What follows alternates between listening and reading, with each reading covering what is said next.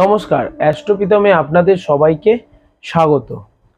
11ই মে 2026 মঙ্গল মীন রাশি থেকে মেষ রাশিতে ট্রানজিট করেছে এবং এই ট্রানজিটের ফলে যে দুটি রাশির জন্য নেগেটিভ ফল দিতে চলেছে বা এই দুটি রাশির জাতক জাতিকাদের সাবধানে থাকতে হবে, সেই দুটি রাশি হচ্ছে, প্রথম রাশি হচ্ছে কন্যা রাশি, যাদের অষ্টমে মঙ্গল ট্রানজিট করছে।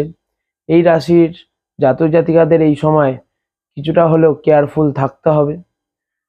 প্রথমত ভাই বোন ও প্রতিবেশীদের সাথে একটা সমস্যা দেখা দেবে, তার সাথে কিছুটা হলেও আপনাদের হেলথের কিছু সমস্যা এই সময় দেখা দেবে এবং এই সময় কিছু সার্জারি বা এরকম কিছু সমস্যা হতে পারে।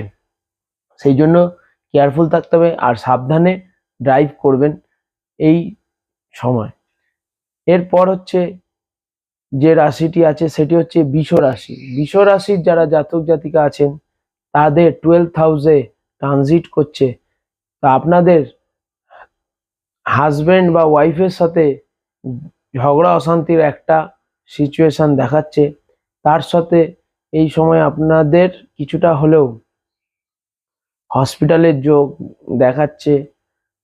তা আপনারা চেষ্টা করবেন এই সময় হেলথের দিকে খেয়াল রাখতে এবং আপনাদের সাংসারিক জীবনে ঝগড়া অশান্তি থেকে দূরে থাকতে বা একটু কিছুটা হলেও সাবধানে থাকতে। তো এই ট্রানজিট আছে 11ই মে থেকে 21শে জুন 2026 পর্যন্ত। ধন্যবাদ।